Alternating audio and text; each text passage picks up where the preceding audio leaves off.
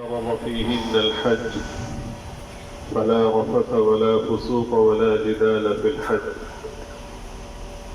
صدق الله العظيم وصدق رسوله النبي الكريم. درود شریف پڑھ لیجیے. اللهم صل على محمد وعلى آل محمد كما صليت على إبراهيم وعلى آل إبراهيم إنك حميد مجيد. اللهم بارك على محمد وعلى آل محمد كما باركت على إبراهيم وعلى آل إبراهيم. نبی کریم صلی اللہ علیہ وسلم کا پاک ارشاد ہے: من حج للہ فلم يرفث ولم يفسق رجع كيوم ولدته أمه، أو كما قال عليه الصلاة والسلام. جس شخص نے اللہ کے لیے حج کیا اور حج کے دوران بے حیائی کی باتوں سے رکا رہا اور گناہوں سے اجتناب کرتا رہا،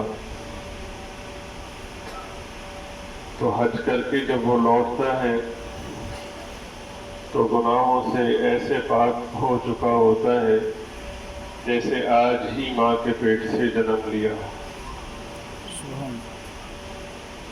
اللہ تعالیٰ کا بہت بڑا کرم اور عظیم احسان ہے.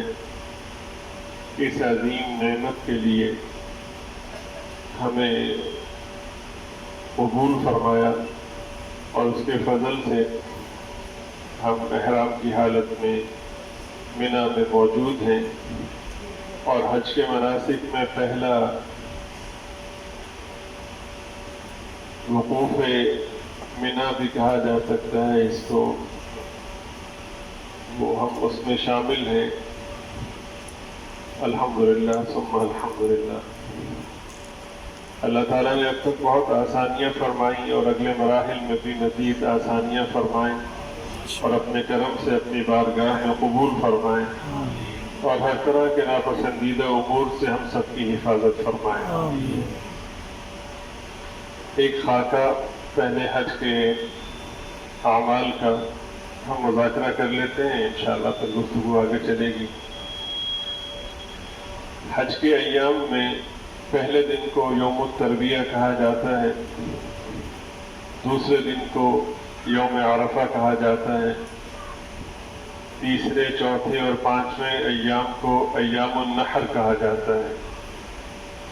10ویں تاریخ کو یوم النحر بھی کہتے ہیں، پھر 10، 11، 12 ان تینوں تاریخوں کو ایام النحر بھی کہا جاتا ہے. یوم الترویہ یعنی 8 ذی الحجہ، جو آج کی تاریخ ابھی گزری. اس دن کے احکامات یہ ہیں کہ احرام کی حالت میں حج کی نیت سے احرام باندھ کر کے منا پہنچیں اور منا میں وقوف کریں اور منا میں ٹھہرتے ہوئے وقوف کرتے ہوئے 5 نمازیں ادا کریں: ظہر، عصر، مغرب، عشاء اور فجر. نبی پاک صلی اللہ علیہ وسلم نے اس عمل کو اختیار فرمایا اور وقوف منا مسنون ہے، سنت ہے. اگلے دن یعنی 9ویں تاریخ کو، جسے حج کی اصطلاح میں، شرعی اصطلاح میں یوم عرفہ کہا جاتا ہے، اس دن جو مسنون طریقہ ہے وہ صبح سورج کے نکلنے کے بعد منا سے عرفات کی طرف روانہ ہو. عرفات پہنچنے کے بعد اگر ضرورت ہو آرام کرنے کی تو تھوڑا بہت آرام کر لیں اور حوائج ضروریہ سے فارغ ہوں. پھر زوال سے غروب تک کا یہ اہم ترین وقت ہے، اس میں میدان عرفات میں وقوف کیا جاتا ہے اور اسے ہی وقوف عرفہ کہتے ہیں، اور یہی حج کا سب سے بڑا فرض ہے. غروب کے بعد پھر اگلا مرحلہ مزدلفہ جانے کا ہے. مزدلفہ پہنچنے کے بعد پہلے مغرب اور عشاء دونوں کو وہاں پہ اکٹھا پڑھا جائے گا اور اس کے بعد وہاں پہ وقوف کیا جائے گا. اس وقوف میں ذکر اذکار، تلاوت، درود شریف جو بھی تسبیحات جو بھی اذکار آدمی سہولت سے پڑھ سکے ان کا اہتمام کرے. رات بھر ٹھہرنے کے بعد صبح جب فجر کا وقت ہو جائے تو فجر کی نماز پڑھ کے چند لمحے وہاں پہ ٹھہرے. یہ در حقیقت وقوف مزدلفہ ہے جو کہ واجب ہے. اس کے بعد اگلی تاریخ یعنی 10ویں تاریخ جس کو یوم النحر کہتے ہیں، صبح مزدلفہ کے وقوف سے فارغ ہو کر جمرات جائیں گے. جمرات میں سب سے بڑے شیطان کو 7 کنکریاں مارنی ہیں، اور 7 کنکریاں مارنے کے بعد پھر جن حجاج پر قربانی واجب ہے یعنی تمتع کرنے والے اور حج قران کرنے والے، ان پر لازم ہے کہ پہلے قربانی کریں اور اس کے بعد حلق کروا کے یعنی سر منڈا کر کے اپنے احرام کھول سکتے ہیں.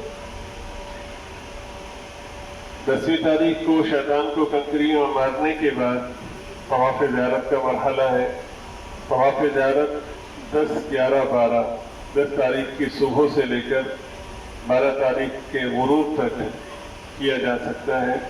اس دوران جب بھی سہولت ہو طواف زیارت کی طرف متوجہ ہو اور جتنا جلدی کر لیا جائے اتنا بہتر ہے. طواف زیارت کے لیے یہ بھی اجازت ہے کہ اگر کوئی احرام کی حالت میں کرنا چاہے، احرام کھولنے سے پہلے کرنا چاہے تو بھی کر سکتا ہے، احرام کھولنے کے بعد کرنا چاہے اس کی بھی اجازت ہے. پھر 11 تاریخ ہے ایام النحر کا دوسرا دن. اس دن کے مناسک اور اس دن کے اعمال یہ ہیں کہ تینوں شیطانوں کو کنکریاں مارنی ہیں. لیکن پہلے دن کی رمی اور دوسرے دن کی رمی میں تھوڑا فرق ہے. ایک تو وقت کا فرق ہے کہ پہلے دن کی رمی صبح سے شروع ہو گئی تھی، دوسرے دن کی رمی صبح سے شروع نہیں ہوگی بلکہ زوال سے شروع ہوگی. اور دوسرا فرق یہ ہے کہ پہلے دن صرف بڑے شیطان کو کنکریاں ماری گئی تھیں، دوسرے دن تینوں شیطانوں کو کنکریاں ماری جائیں گی بالترتیب. پہلے چھوٹے کو، پھر درمیانے کو، پھر بڑے کو. چھوٹے اور درمیانے کو رمی کرنے کے بعد، کنکریاں مارنے کے بعد دعاؤں کا کرنا بھی مسنون ہے، اور بڑے شیطان کو کنکری مارنے کے بعد دعا نہیں کرنی. بعین ہی یہی سارے اعمال 12ویں تاریخ کو بھی ہوں گے. اس کے بعد پھر جو حجاج ہیں وہ اپنی اپنی رہائش گاہوں پر جا کر کے رہیں، اللہ کا شکر ادا کریں اور کوشش کریں کہ بیت اللہ شریف میں زیادہ سے زیادہ وقت گزاریں. اور جب روانگی کا مرحلہ ہو تو روانگی سے ذرا پہلے آخری جو عمل ہے جو کہ واجب ہے طواف وداع اسے اختیار کریں، جسے سادہ زبان میں الوداعی طواف بھی کہتے ہیں. تو بس یہ حج کے مناسک کا مختصر خاکہ ہے. اللہ تعالیٰ مجھے آپ کو ہم سب کو اخلاص کے ساتھ سنت کے مطابق ان اعمال کو اختیار کرنے کی توفیق عطا فرمائے. نبی پاک صلی اللہ علیہ وسلم نے ارشاد فرمایا کہ من حج للہ، جس شخص نے حج کیا اللہ کے لیے، یہ پہلی شرط ہے. اس سعادت اور اس نعمت اور اس مقام کے حصول کے لیے جو کہ کسی اور فرض کے ساتھ نہیں بیان کی گئی، جو اس فرض کے ساتھ بطور خاص بیان کی گئی.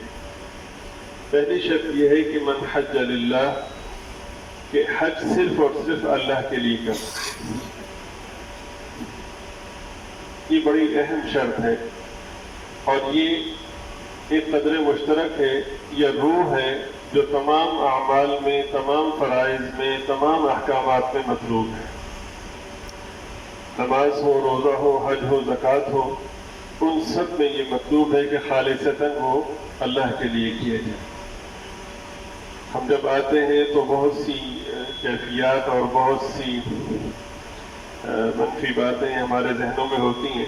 حدیث پاک میں ان کو بیان بھی کیا گیا ہے کہ بہت سے لوگ، ایک وقت آئے گا کہ بہت سے لوگ حج اللہ کے لیے نہیں کریں گے بلکہ سیر سپاٹے کے لیے کریں گے، کہ اس سال کسی اور جگہ چھٹیاں گزارنے کے بجائے چلیں حج کے لیے چلتے ہیں، وہاں پہ کوئی اچھا پیکیج لے لیں گے اور وہاں پہ اچھا وقت گزرے گا.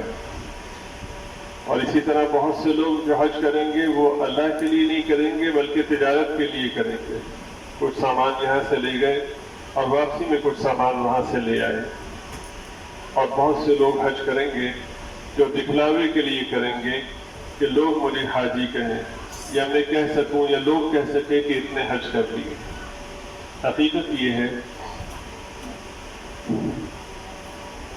کہ ان میں سے کوئی بھی درست نہیں ہے.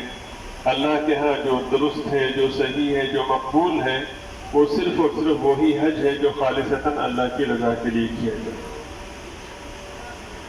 میں ایک چھوٹی سی مثال سے اس چیز کو واضح کرنے کی کوشش کرتا ہوں کہ ہر عمل میں یہ اللہ کے لیے کرنا یہ کیوں ضروری ہے. آپ کی توجہ مطلوب ہے. ہر عمل میں اللہ کے لیے کرنا یہ کیوں ضروری ہے؟ آخر کون سی ایسی بات ہے کہ بار بار اس کی تاکید کی جاتی ہے؟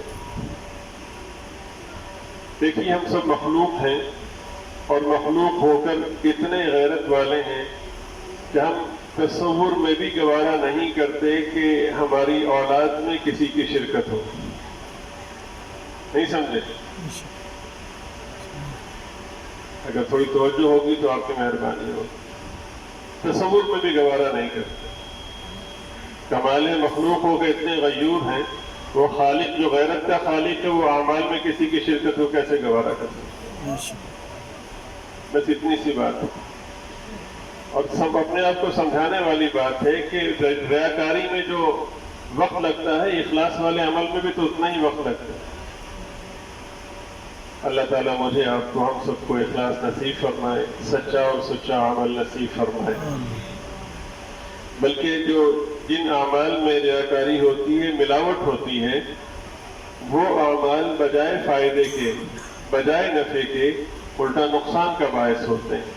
اور حدیث پاک میں 3 چیزوں کو بیان فرما کر پورے کے پورے دین کا احاطہ کیا گیا کہ جتنے بھی اعمال ہیں اگر ان میں اخلاص نہ ہوا تو بجائے نفع کے یہ پکڑ کا باعث ہوں گے.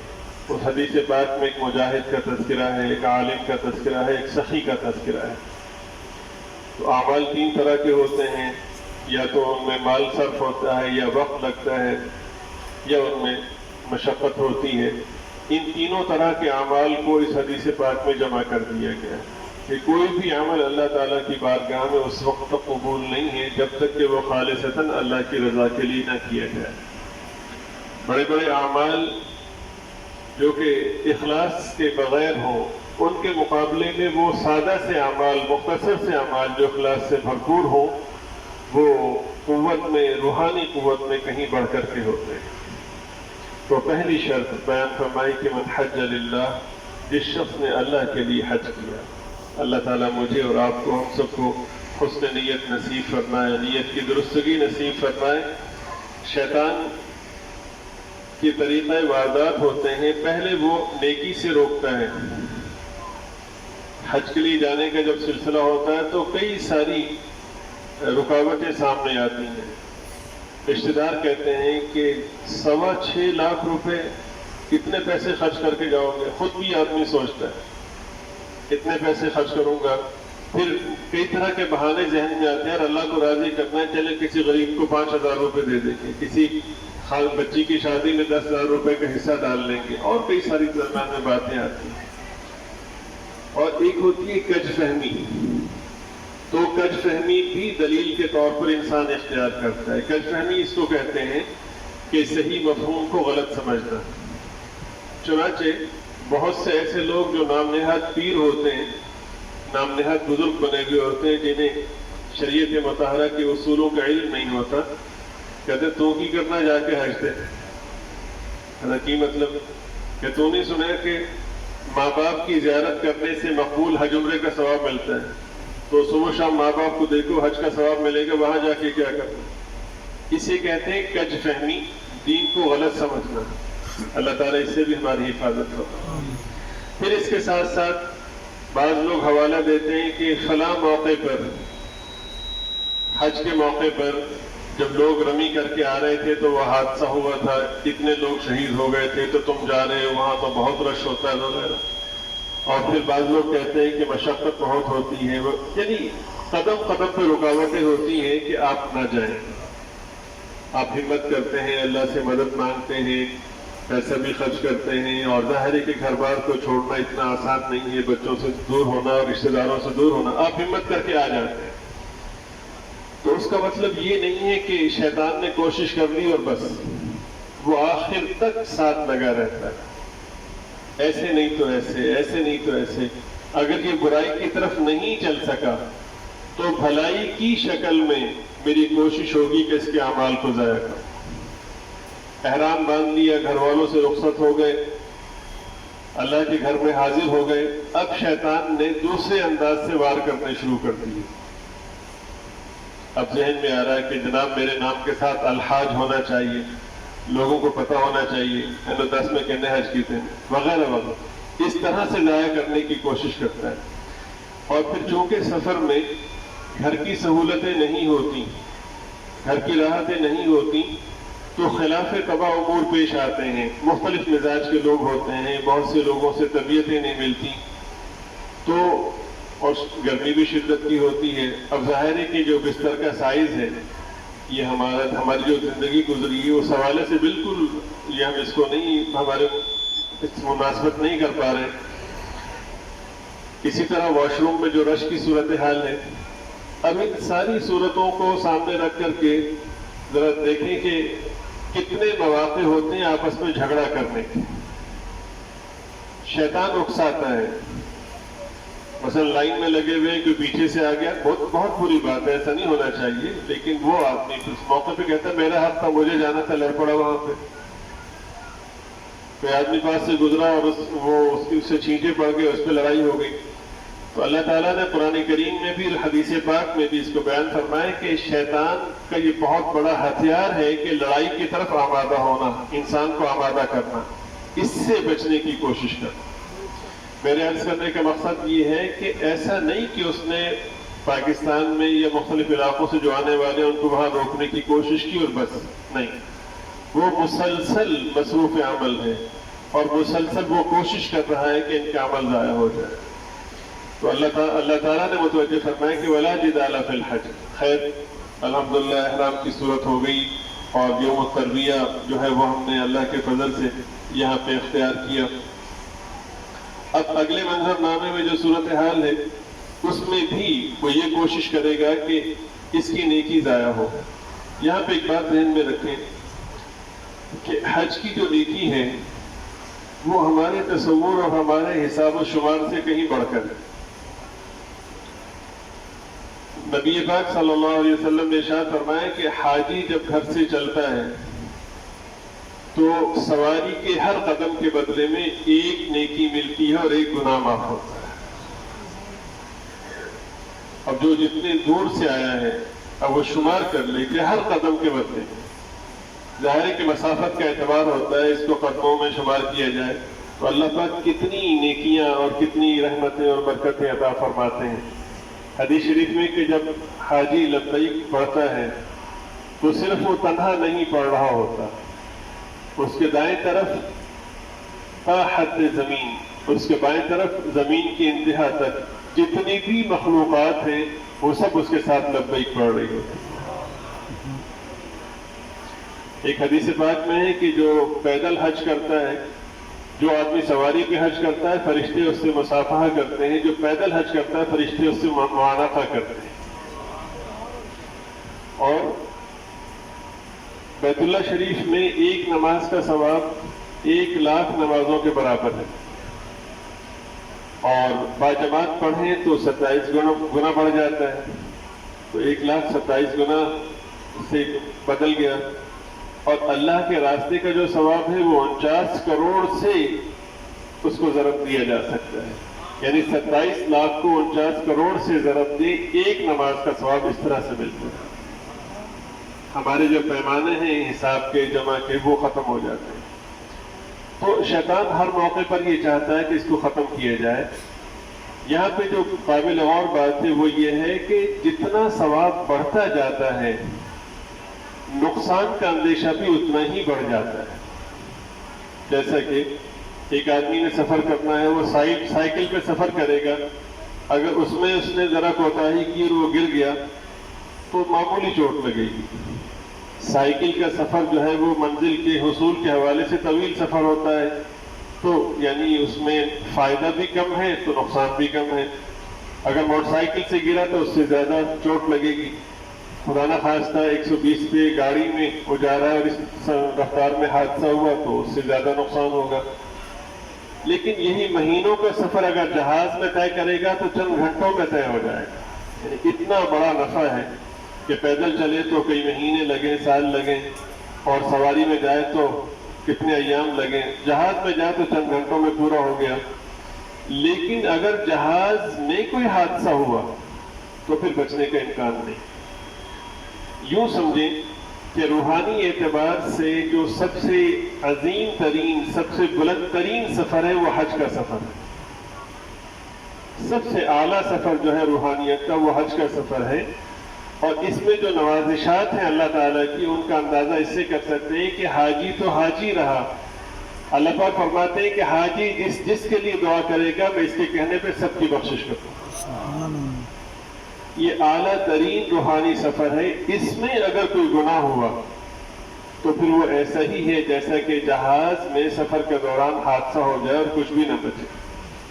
اب چونکہ ہم ایک جگہ رہ رہے ہیں یہاں پہ، اور یہاں پہ جگہ بھی کم ہے، اور بعض خیمے مردوں کے ہیں، بعض خواتین کے ہیں، بہن بیٹیوں کے ہیں، تو اس میں کثرت سے اس کا امکان ہوتا ہے کہ کہیں بد نظری نہ ہو جائے۔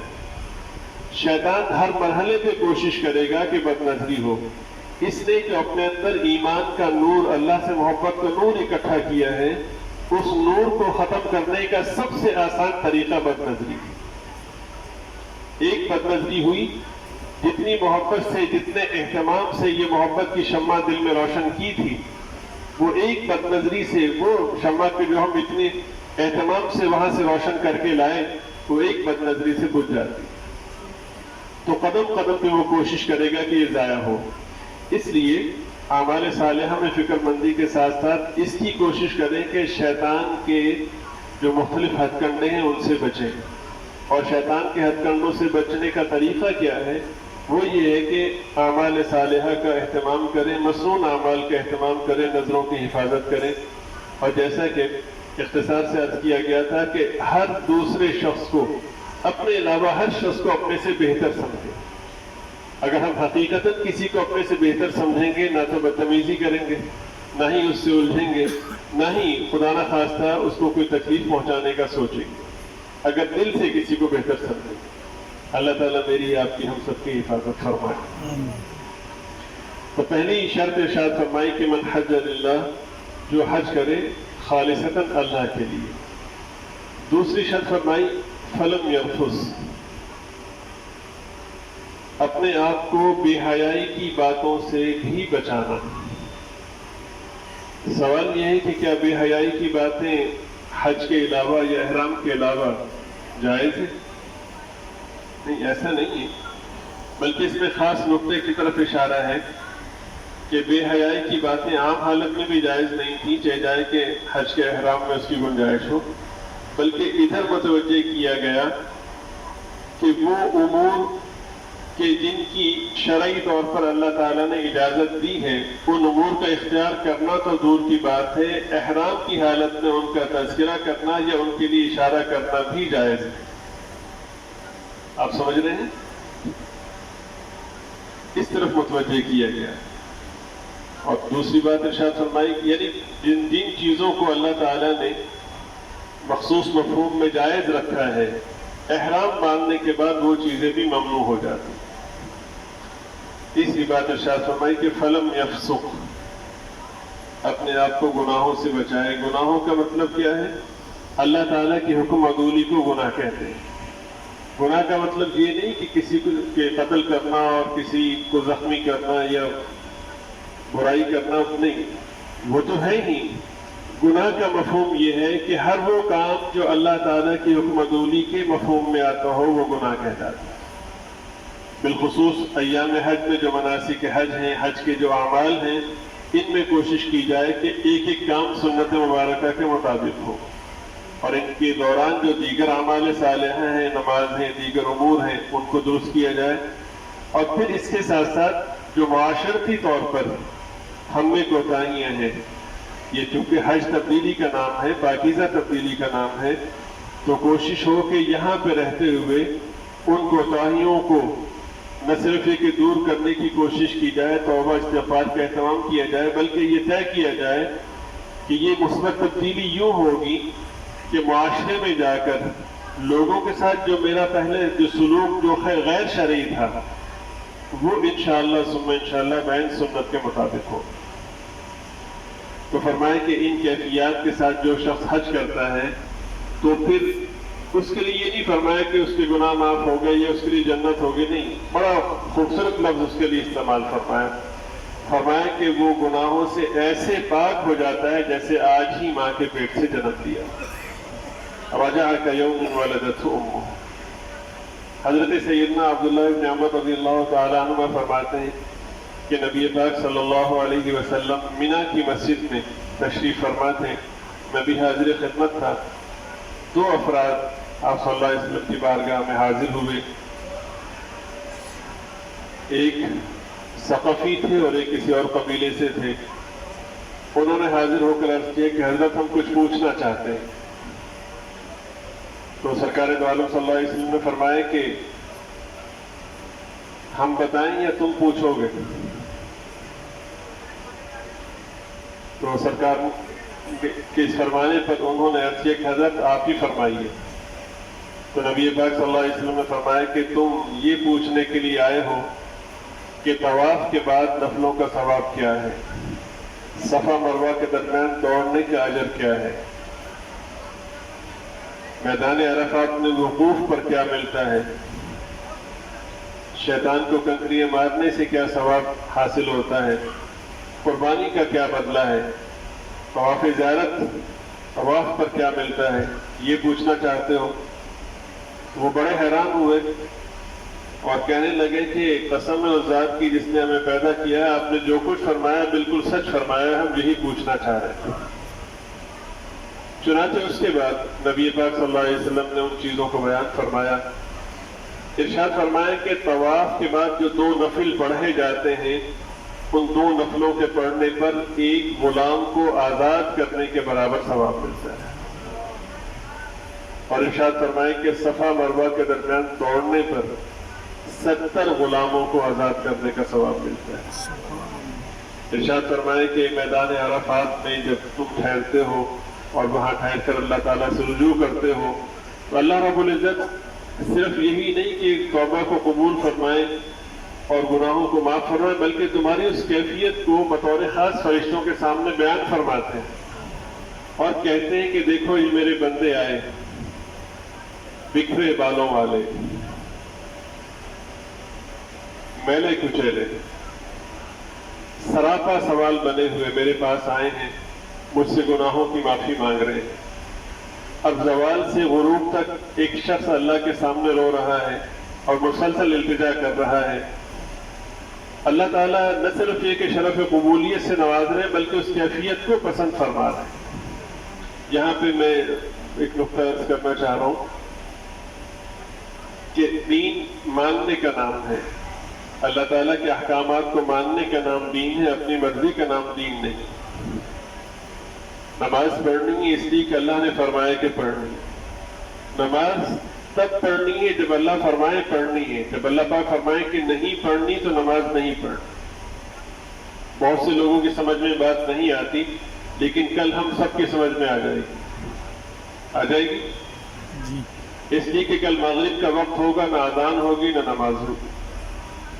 اگر کل کوئی شخص جس نے حج کی نیت کی ہو اور حج کا احرام باندھا ہو اور میدان عرفات میں ہو مغرب کی نماز پڑھے گا تو گناہگار ہوگا. اس لیے کہ نماز کا مفہوم بات میں ہے، اصل تو یہ ہے کہ اللہ پاک کیا چاہتے ہیں. جب اللہ پاک فرمائے کہ نماز پڑھنی ہے تو پڑھنی ہے، جب فرمائے کہ نہیں پڑھنی تو نہیں پڑھنی. صفائی ستھرائی اسلام میں بے انتہا پسندیدہ ہے، اتنی پسندیدہ ہے. اور صفائی ستھرائی کی وہ نہیں کہ جو مغرب کا معیار ہے، نہیں، وہ صفائی کی جو ظاہر میں بھی صاف ہو باطن میں بھی صاف ہو، جس کو طہارت کہتے ہیں. وہ اتنی پسندیدہ ہے کہ حدیث پاک میں ہے کہ پاکی نصف ایمان، پاکی آدھا ایمان. تو صفائی ستھرائی اللہ کو بہت پسندیدہ ہے. خوشبو لگانا یہ انبیاء کی سنت ہے. ہمارے نبی پاک صلی اللہ علیہ وسلم کی سنت تو ہے ہی. سرکار دو عالم صلی اللہ علیہ وسلم فرماتے ہیں کہ باقی نبیوں کی بھی سنت ہے خوشبو پسند کرنا، خوشبو لگانا. لیکن تب یہ باعث عجب ہوگا جب اللہ فرمائے کہ اب خوشبو لگائیں. جو اللہ فرمائے کہ اب خوشبو نہیں لگانی تو اس موقع پہ خوشبو کا نہ لگانا باعث ثواب ہوگا. اب احرام کی حالت میں پسینہ بھی آ رہا ہے اور میل کچیل بھی ہے، اور حکم بھی یہ ہے کہ صابن استعمال نہیں کر سکتے، میل اتار نہیں سکتے. ایک بال بھی ٹوٹے گا تو اس کے بدلے میں صدقہ دینا پڑے گا. تو اس موقع پر ہم کوشش کرتے ہیں کہ احرام بھی صاف ستھرا رہے، لیکن وہ کیسے رہے؟ انہی دو کپڑوں میں گزارا کرنا ہے. تو حدیث پاک میں ہے کہ نبی پاک صلی اللہ علیہ وسلم سے پوچھا گیا کہ حضور سب سے اچھا حاجی کون سا ہے؟ یہ بڑی خوبصورت بات ہے. خوبصورت بات ہے محبت کرنے والوں کے لیے، جو باب محبت سے تعلق رکھتے ہیں ان کے لیے بڑی خوبصورت بات ہے. پوچھا گیا کہ حضرت سب سے اچھا حاجی کون سا ہے؟ فرمایا میلا کچیلا. ساری زندگی صفائی کا حکم تھا، آج میرا رب یہ چاہتا ہے کہ یہ میلا کچیلا ہو. تو دین اس کو کہتے ہیں کہ اپنے رب کی منشا میں فنا ہو جائے. سمجھ گئے؟ تو اس پہ پریشان نہ ہو. اگر احرام میلا ہو گیا ہے اور سر پہ گرد و غبار کے اثرات ہیں، جسم پہ مٹی ہے، اس پہ پریشان نہ ہو، بلکہ یہ دیکھیں کہ میرا رب اس کو پسند کرتا ہے.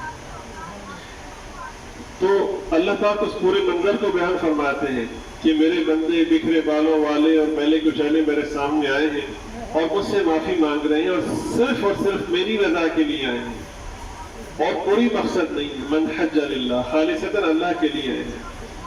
اللہ پاک اتنے خوش ہوتے ہیں، اتنے راضی ہوتے ہیں حدیث پاک میں کہ اللہ پاک فرماتے ہیں کہ تم معافی مانگ رہے ہو ان گناہوں کی جو تم نے کیے.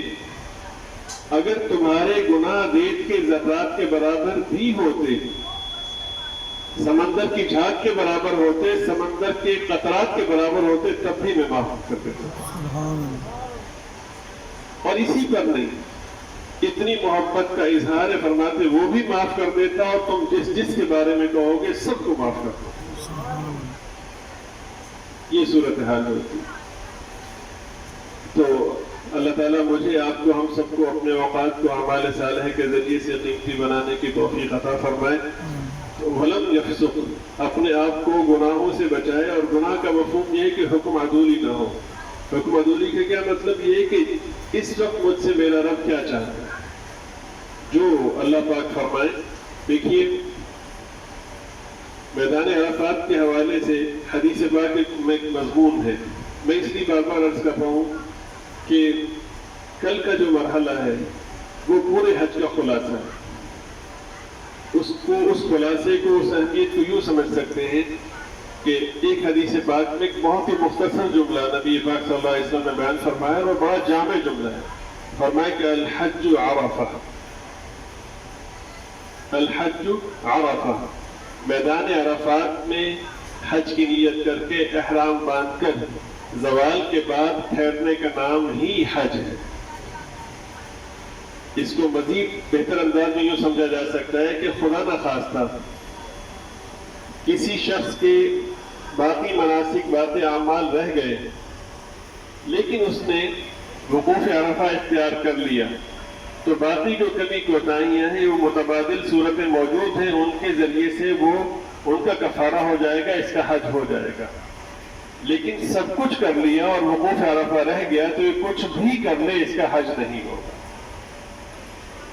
اس کو ایک اور زاویے سے یوں سمجھ سکتے ہیں کہ ایک حاجی حج کے لیے آیا اور وہ اس کا حادثہ ہوا، اللہ نہ کرے حادثہ ہوا اور وہ احرام باندھا ہوا تھا اس نے، تو وہ اس کیفیت میں ہے کہ نہ وہ بیٹھ سکتا ہے، نہ وہ کھڑا ہو سکتا ہے، نہ وہ نماز پڑھ سکتا ہے، بس زخموں سے چور ہے. تو حکومت نے اس کے لیے، یہاں کی حکومت، اللہ تعالیٰ اس طرح کی آزمائش سے محفوظ فرمائے، اسباب کے درجے میں حکومت پورا تعاون کرتی ہے، ایمبولینس وغیرہ کا بندوبست کرتی ہے. اس حاجی کو بے ہوشی کی حالت میں اگر وقوف عرفہ کا جو وقت ہے زوال سے غروب تک احرام باندھا ہوا خالی اس کو میدان عرفات سے گزار دے تو اس کا حج ہو جاتا ہے۔ سبحان اللہ۔ وقوف عرفہ اتنا اہم ترین مرحلہ ہے۔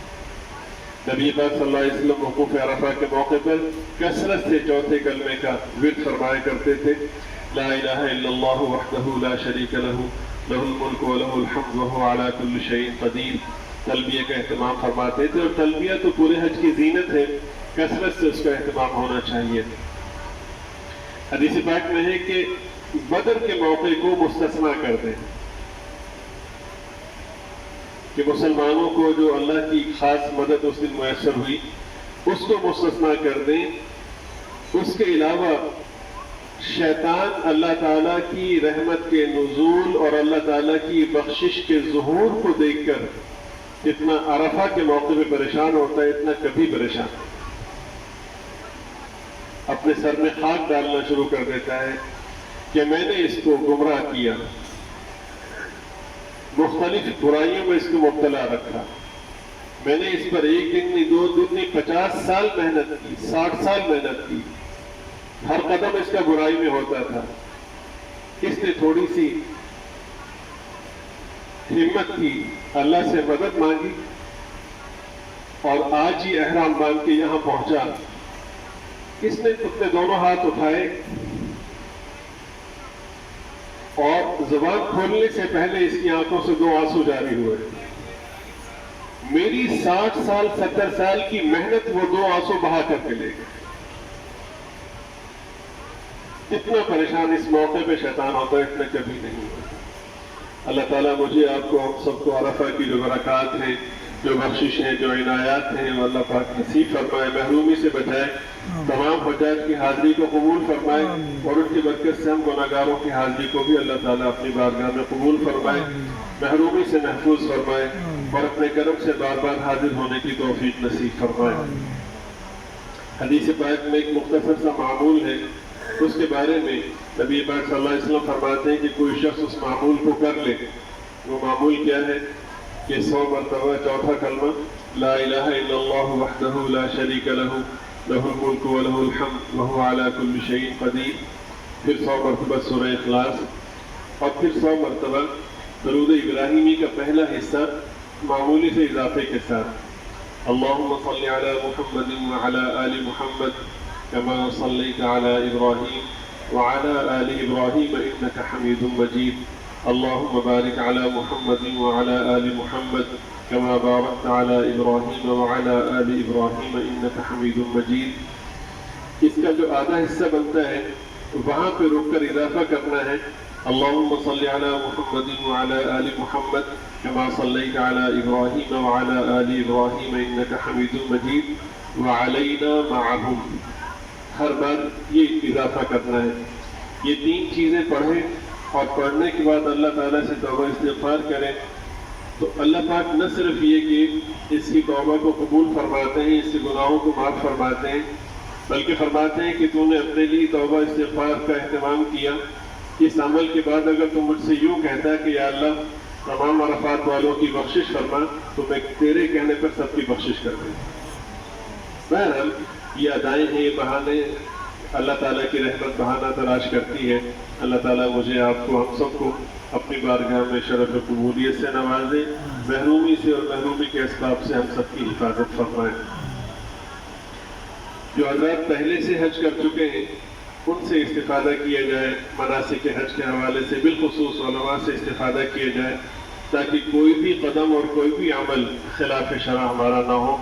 اور میدان عرفات سے فراغت کے بعد، وقوف سے فراغت کے بعد، میدان عرفات میں ایک تو دعاؤں کا تسلسل ہے ہی، پھر جب سورج تھوڑا سا ڈھل جائے تو بعض روایات میں ہے کہ نبی پاک صلی اللہ علیہ وسلم پھر دھوپ میں تشریف لے آئے دعا کرنے کے لیے، اور آپ نے اپنے بابرکت ہاتھ بلند فرمائے، اور اتنے بلند فرمائے کہ یہ دونوں ہاتھوں کے درمیان بغل والا حصہ بھی، اس کی سفیدی بھی نظر آنے لگی، اور بظاہر وہ کیفیت یوں بنتی ہے جیسے کہ کوئی کسی کی چوکھٹ پہ آ گیا ہے اور وہ اپنے آپ کو اس نے یوں سمجھے کہ سراپا طلب بنا لیا ہے، اور وہ یہ درخواست کر رہا ہے کہ اب تو میں اس وقت تک آپ کی چوکھٹ کو نہیں چھوڑوں گا جب تک کہ آپ میری بخشش نہ فرما.